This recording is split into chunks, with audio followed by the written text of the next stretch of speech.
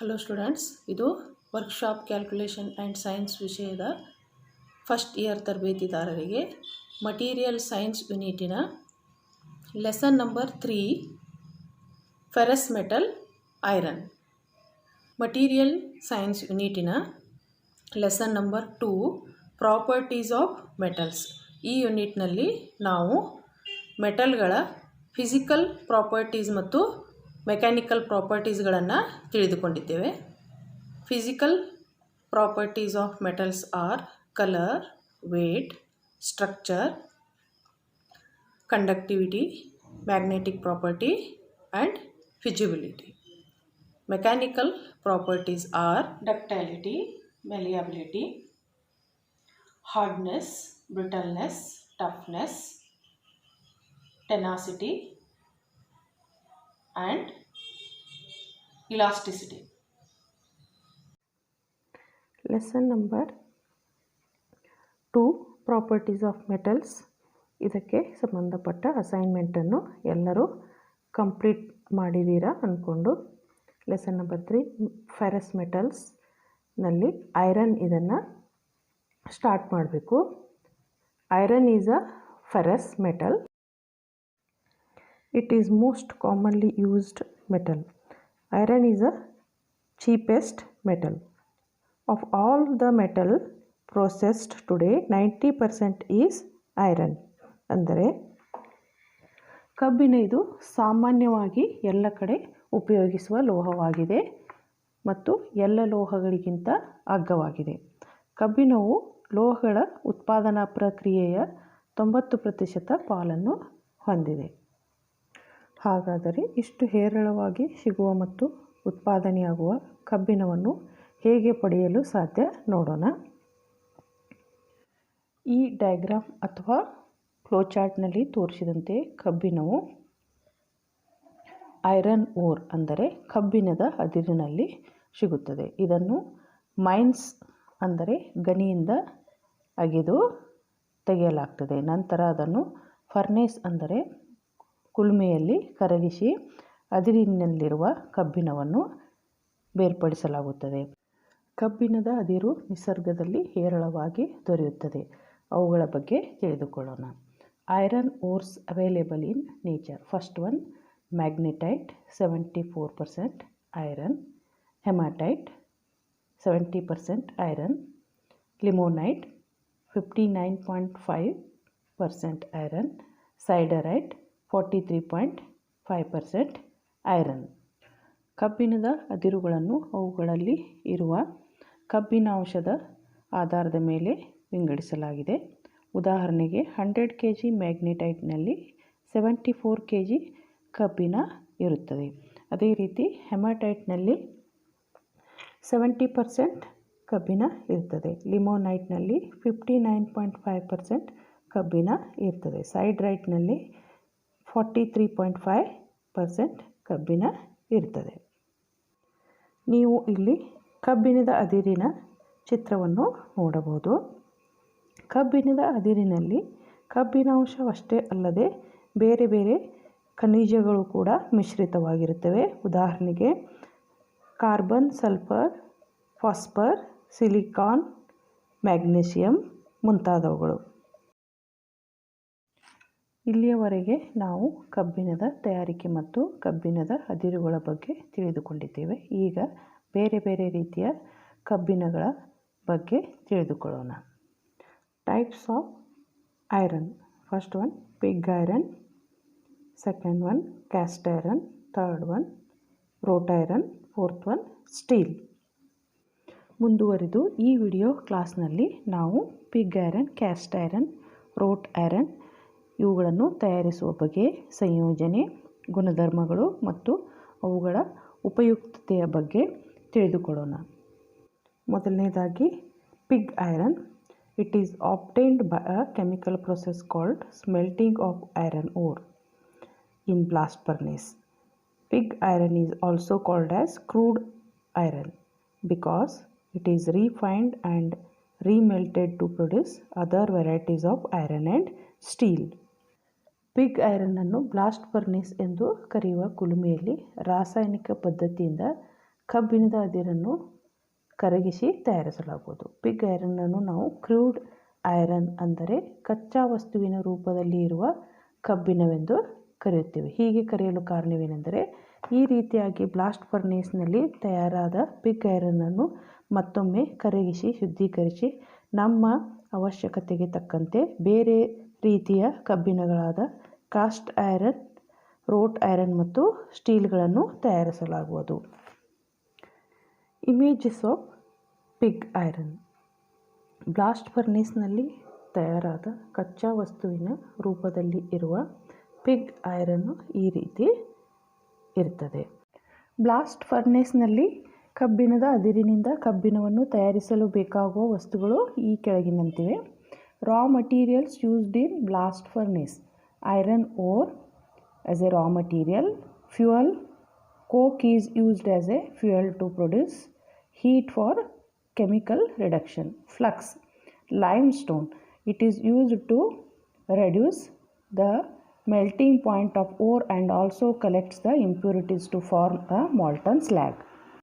Blast ಫರ್ನೇಸ್ನಲ್ಲಿ pig ಐರನ್ನನ್ನು ತಯಾರಿಸುವಾಗ ಐರನ್ ಓರ್ ಅಂದರೆ ಕಬ್ಬಿಣದ ಅದಿರಿನ ಜೊತೆಗೆ ಫ್ಯೂಯಲ್ ಮತ್ತು ಫ್ಲಕ್ಸ್ಗಳನ್ನು ಬೆರೆಸಲಾಗುವುದು.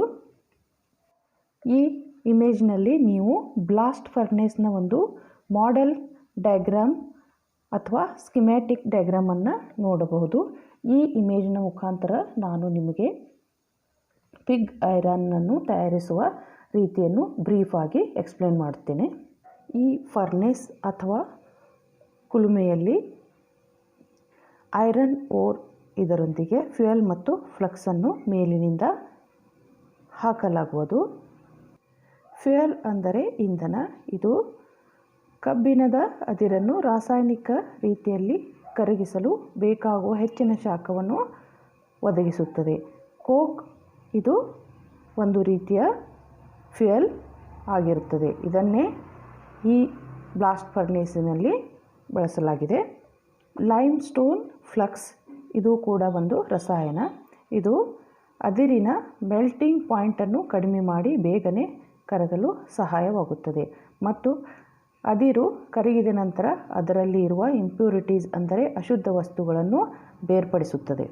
ಹೀಗೆ ಬೇರ್ಪಡಿಸಿದ ದ್ರವ ರೂಪದ ಇಂಪ್ಯೂರಿಟೀಸ್ಗಳನ್ನು ಮೋಲ್ಟನ್ ಸ್ಲ್ಯಾಗ್ ಎನ್ನುತ್ತಾರೆ. ಈ ಮೋಲ್ಟನ್ ಸ್ಲ್ಯಾಗನ್ನು ಕುಲುಮೆಯ ಒಂದು ಕಡೆಯಿಂದ ಟ್ಯಾಪ್ ಹೋಲ್ ಮುಖಾಂತರ ಹೊರಹಾಕಲಾಗುವುದು. ಅದೇ ರೀತಿ ದ್ರವ ರೂಪದಲ್ಲಿ ತಯಾರಾದ ಪಿಗ್ ಐರನ್ನನ್ನು ಕೂಡ ಇನ್ನೊಂದು ಟ್ಯಾಪ್ ಹೋಲ್ ಮುಖಾಂತರ ಹೊರಹಾಕಲಾಗುವುದು ಮತ್ತು ಸ್ಟೋರ್ ಮಾಡಲಾಗುವುದು. ಈ ಇಮೇಜ್ನಲ್ಲಿ ನೀವು ದೊಡ್ಡ ಪ್ರಮಾಣದಲ್ಲಿ ಪಿಗ್ ಐರನ್ನನ್ನು ತಯಾರಿಸುವ ಬ್ಲಾಸ್ಟ್ ಫರ್ನೇಸನ್ನು ನೋಡಬಹುದು. ಇಲ್ಲಿಯವರೆಗೆ ನಾವು ಪಿಗ್ ಐರನ್ನನ್ನು ತಯಾರಿಸುವ ವಿಧಾನವನ್ನು ತಿಳಿದುಕೊಂಡಿದ್ದೇವೆ. ಈ ರೀತಿಯಾಗಿ ತಯಾರಾದ ಪಿಗ್ ಐರನ್ ಪ್ರಾಪರ್ಟೀಸ್ ಈ ರೀತಿಯಾಗಿವೆ. Properties of pig iron. The pig iron produced in blast furnace consists impurities of phosphorus, magnesia, silicon, sulfur, aluminum, lime and 4% carbon. It is very strong and brittle, so it is not possible to produce any component. It is refined and remelted and used as a raw material to produce iron and steel. Blast ಫರ್ನೇಸ್ನಲ್ಲಿ ತಯಾರಾದ pig ಐರನ್ನಲ್ಲಿ ಅಶುದ್ಧ ಪದಾರ್ಥಗಳಾದ phosphorus, magnesia, silicon, sulphur, aluminium, lime ಮತ್ತು 4% carbon ಇರುತ್ತದೆ. Blast ಫರ್ನೇಸ್ನಲ್ಲಿ ತಯಾರಾದ pig ಐರನ್ನಲ್ಲಿ phosphorus, magnesia, silicon, sulphur, aluminium, lime ಮತ್ತು ಕಾರ್ಬನ್ಗಳ ಅಶುದ್ಧ ಪದಾರ್ಥಗಳು ಸೇರಿಕೊಂಡಿರುತ್ತವೆ. ಆದ್ದರಿಂದ ಈ ಕಬ್ಬಿಣವು ತುಂಬ ಗಡಸಾಗಿರುತ್ತದೆ ಮತ್ತು ಬೇಗನೆ ಒಡೆದು ಹೋಗುವ ಸ್ಥಿತಿಯಲ್ಲಿ ಇರುತ್ತದೆ.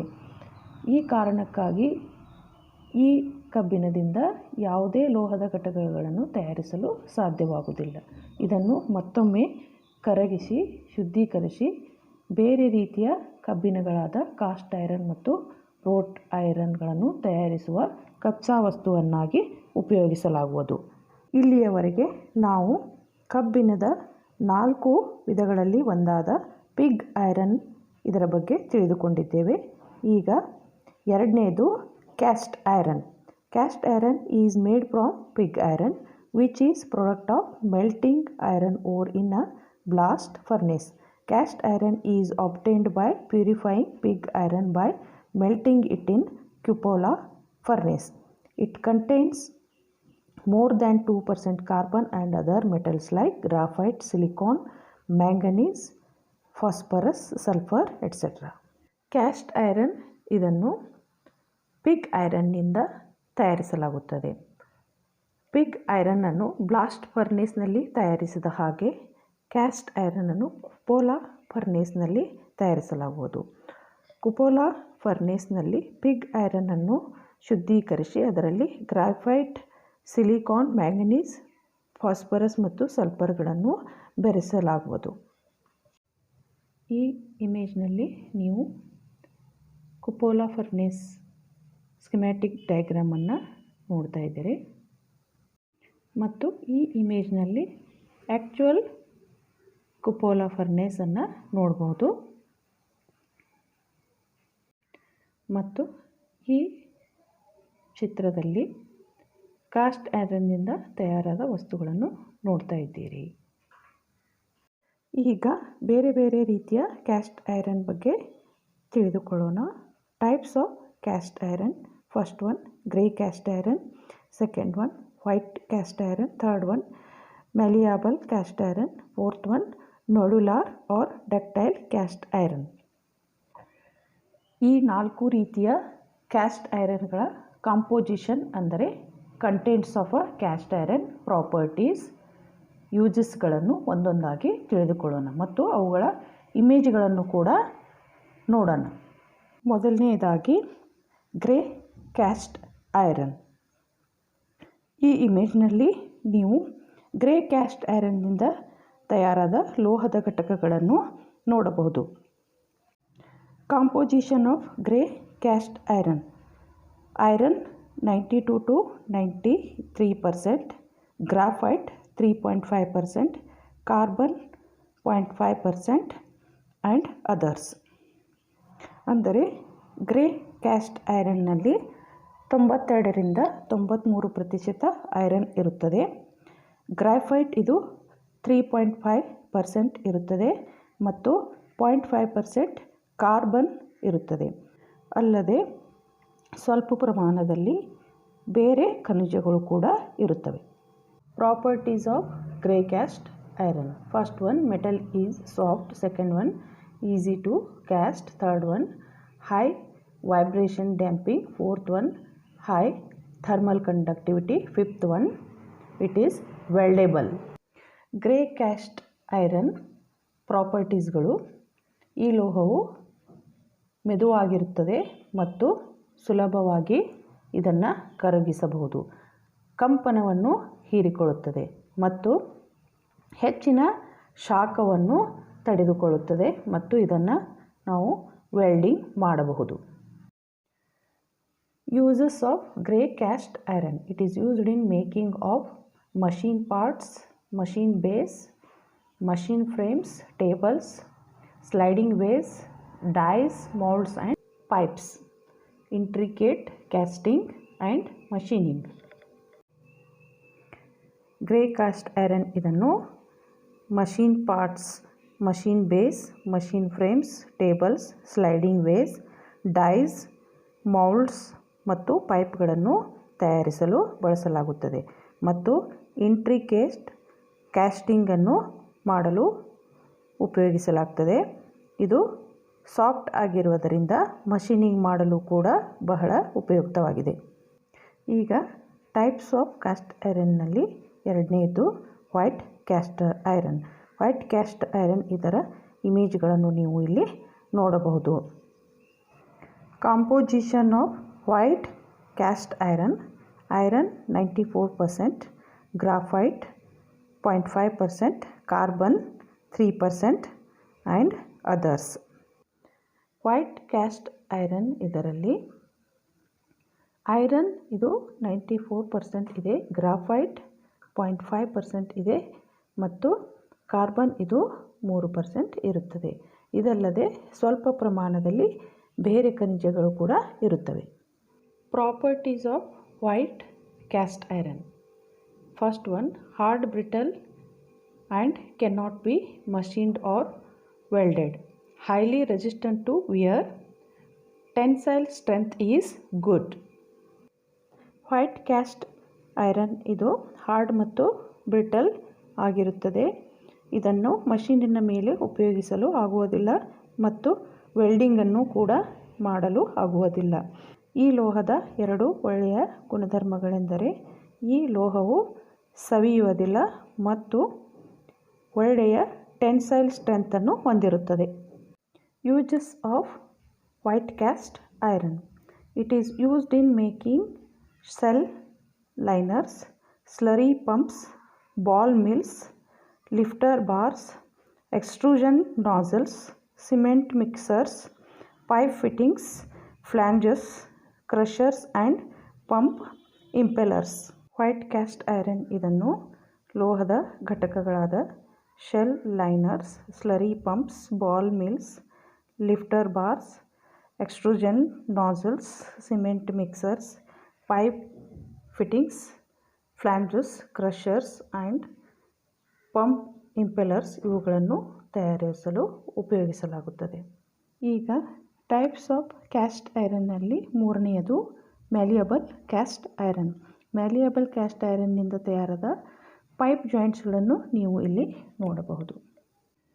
ಮ್ಯಾಲಿಯಬಲ್ ಕ್ಯಾಸ್ಟ್ ಐರನ್ ಕಾಂಪೋಸಿಷನ್ ಅಂದರೆ ಈ ಐರನ್ನಲ್ಲಿರುವ ಕಂಟೆಂಟ್ಗಳು carbon 2.16 to 2.90%, silicon 0.90 to 1.90%, manganese 0.15 to 1.25%, sulphur 0.02 to 0.20% ಈ ಪ್ರಮಾಣದಲ್ಲಿ ಇರುತ್ತವೆ. Properties of malleable cast iron. First one, it had good ductility, toughness, tensile strength, shock resistance and machinability. Second one, it is not hard and brittle.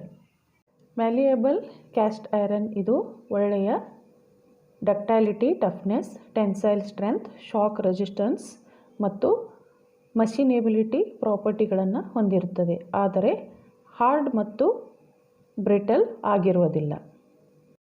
Uses of malleable cast iron. It is used in making automobile parts like brake pedals, differential and steering gear housing, tractor spring hangers and washing machine parts.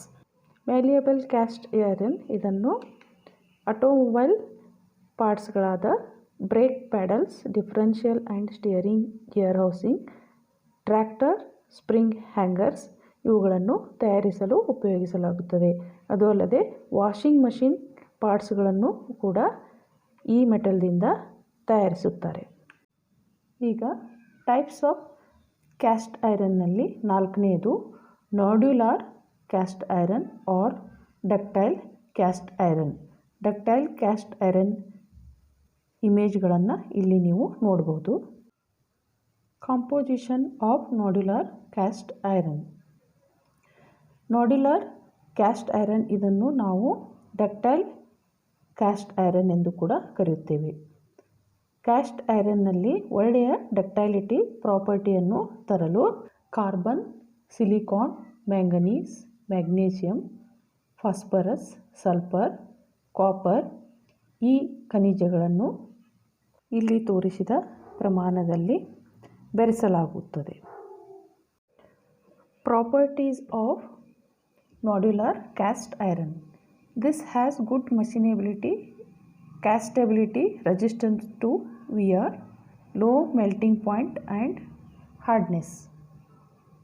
ಅಂದರೆ ನೋಡ್ಯುಲಾರ್ cast iron ಇದು ಒಳ್ಳೆಯ ಮಷಿನಬಿಲಿಟಿ, ಕ್ಯಾಸ್ಟಬಿಲಿಟಿ, resistance to wear ಪ್ರಾಪರ್ಟಿಗಳನ್ನು ಹೊಂದಿರುತ್ತದೆ ಮತ್ತು ಕಡಿಮೆ melting point ಮತ್ತು ಹಾರ್ಡ್ನೆಸ್ಗಳು ಇರುತ್ತವೆ. Uses of nodular cast iron. Nodular castings are used for machine parts where there is a higher tensile stress and moderate impact loading. These castings are less expensive and are an alternative to steel castings. Nodular cast iron ಇದನ್ನು ಹೆಚ್ಚಿನ tensile stress ಇರುವ ಮತ್ತು ಕಡಿಮೆ ಭಾರವನ್ನು ತಳ್ಳುವ machine ಪಾರ್ಟ್ಸ್ಗಳ ತಯಾರಿಕೆಯಲ್ಲಿ ಉಪಯೋಗಿಸಲಾಗುವುದು. ಇದು ಅಗ್ಗವಾಗಿರುತ್ತದೆ ಮತ್ತು ಸ್ಟೀಲ್ ಕಾಸ್ಟಿಂಗ್ ಇದರ ಬದಲಾಗಿ ಉಪಯೋಗಿಸಲಾಗುತ್ತದೆ. ಇಲ್ಲಿಯವರೆಗೆ ನಾವು ಟೈಪ್ಸ್ ಆಫ್ ಕ್ಯಾಸ್ಟ್ ಐರನ್ನಲ್ಲಿ grey cast iron, white cast iron, malleable cast iron ಮತ್ತು ನಾಡ್ಯುಲರ್ ಕ್ಯಾಸ್ಟ್ ಐರನ್ಗಳನ್ನು ತಿಳಿದುಕೊಂಡಿದ್ದೇವೆ. ಈಗ ಟೈಪ್ಸ್ ಆಫ್ ಐರನ್ನಲ್ಲಿ ಮೂರನೆಯದಾದ ರೋಟ್ ಐರನ್ ಬಗ್ಗೆ ತಿಳಿದುಕೊಳ್ಳೋಣ. Wrought iron is the purest form of iron. The analysis of wrought iron shows as much as 99.9% of iron when heated. Wrought iron does not melt but only becomes pasty, and in this form it can be forged to any shape. Wrought iron ಇದು ಅತಿ ಶುದ್ಧವಾದ ಕಬ್ಬಿಣ. ಇದರಲ್ಲಿ 99.9% ಕಬ್ಬಿಣ ಇರುತ್ತದೆ. Wrote iron ಇದು ಕರಗುವುದಿಲ್ಲ. ಇದನ್ನು ಕಾಯಿಸುತ್ತಾ ಹೋದಾಗ ಪೇಸ್ಟ್ ರೂಪವನ್ನು ಹೊಂದುತ್ತದೆ. ಆಗ ನಾವು ಅದನ್ನು ಹ್ಯಾಮರ್ನಿಂದ ಹೊಡೆದು ನಮಗೆ ಬೇಕಾದ ಕಬ್ಬಿಣದ ಆಕಾರಗಳನ್ನು ತಯಾರಿಸಿಕೊಳ್ಳಬಹುದು. ನೀವು ಈ ಇಮೇಜ್ನಲ್ಲಿ ರೋಟ್ ಐರನ್ನಿಂದ ತಯಾರಾದ ಓಪೆಲ್ ಟವರ್ ಮತ್ತು ಕೆಲವು ಅಗ್ರಿಕಲ್ಚರ್ ಇಕ್ವಿಪ್ಮೆಂಟ್ಗಳನ್ನು ನೋಡಬಹುದು. Method of manufacturing wrought iron. First one puddling process, second one Ashton or Byers process. Wrought iron ಇದನ್ನು ಕ್ಯಾಸ್ಟ್ ಐರನ್ನಂತೆ ಪಿಗ್ ಐರನ್ನಿಂದ ತಯಾರಿಸಲಾಗುತ್ತದೆ. ಪಡ್ಲಿಂಗ್ ಪ್ರೊಸೆಸ್ ಅಥವಾ ಆಸ್ಟನ್ ಬಾಯರ್ಸ್ ಪ್ರೊಸೆಸ್ಗಳಿಂದ ಇದನ್ನು ತಯಾರಿಸಲಾಗುವುದು. Properties of wrought iron. First one, it is malleable, ductile, excellent welding and forming property. Second one, it is very tough and withstand excessive load. Third one, corrosion resistant. Fourth one, high electrical conductivity. Fifth one, forging is done easily. Wrote iron ಇದು ಮೆಲಿಯಬಲ್ ಮತ್ತು ductile ಪ್ರಾಪರ್ಟಿಗಳನ್ನು ಹೊಂದಿದೆ. ಇದರಿಂದ welding ಮತ್ತು ಫಾರ್ಮಿಂಗ್ಗಳನ್ನು ಮಾಡಬಹುದು. ತುಕ್ಕು ಹಿಡಿಯುವುದಿಲ್ಲ, ಒಳ್ಳೆಯ ವಿದ್ಯುತ್ ವಾಹಕವಾಗಿದೆ ಮತ್ತು ಸುಲಭವಾಗಿ ಫೋರ್ಜಿಂಗ್ ಮಾಡಬಹುದು. Uses of wrought iron. First one, construction work. Second one, making crane hooks, chains, railway boards. Third one, agriculture machinery. Fourth one, core of magnets. Fifth one, water pipes, boilers, bolt and rivets. Wrought iron ಇದನ್ನು construction ವರ್ಕ್ಗಳಲ್ಲಿ ಮತ್ತು crane hooks, chains, railway boards, agriculture machinery, core of magnets, water pipes, boilers, bolt and nuts ಇವುಗಳನ್ನು ತಯಾರಿಸಲು ಉಪಯೋಗಿಸಬಹುದು. ಇಲ್ಲಿಯವರೆಗೆ ನಾವು ferrous metal iron ಇದರ ಬಗ್ಗೆ ವಿವರವಾಗಿ ತಿಳಿದುಕೊಂಡಿದ್ದೇವೆ. ಈಗ assignment. Make a list of iron objects used in your house and identify different types of irons.